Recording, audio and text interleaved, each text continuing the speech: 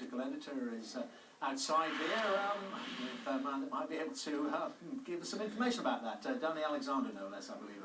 Indeed, the man who has to make the sums work. And first of all, it's pretty clear this is smoke and mirrors, isn't it? You move money from one pot to another.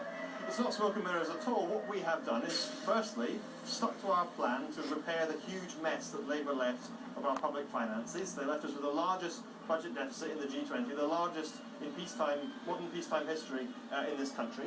So we've had to stick to the plan to repair those problems, but also try and help families with the problems that they are facing with the pressures and that means cheaper fuel, doesn't it? Which is not very green. That means cheaper fuel. It means cutting fuel duty by a penny, as opposed to the rise that would have cost families 5 pence a litre in April this year, and also reducing the burden of income tax by lifting the income tax special allowance. People working on low incomes have the chance to keep more of their money in employment. And your constituents, who you got special privileges for, you announced that at your conference a few weeks ago, people in remote areas, will they still get the extra cut as well? Well, I didn't announce anything for my constituents. I don't represent islands. I announced specific help for remote island communities like the Western Isles and the Isles of Scilly. They will still get the 5p duty discount for them in due course. The whole country will benefit from not having the 5p rise that Labour had planned, from having a 1 penny cut from 6 p.m. tonight instead, from getting rid of the duty escalator,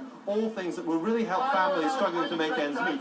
In the context of a budget that is sorting out Labour's mess, that's helping families, and that is delivering economic growth. What would you say was characteristically Liberal Democrat about this budget? Well, the increase in the income tax personal allowance is a Liberal Democrat pledge that's gone from the front page of our election manifesto, where we promised to say that we'd have no one paying income tax at all until they earn more than £10,000. This is another step in that direction. That's a Lib Dem plan. I have to say, many Lib Dem MPs like me represent remote and rural constituencies where we've been pressing as hard as anybody. I certainly have within government to ensure that we act on the very high fuel prices and do what we can to help families with that real pressure that they're facing. Danny Alexander, thank you very much indeed. Thank you for putting up with the bullhorn, so obviously going to drown out free speech. Anyway, back to you.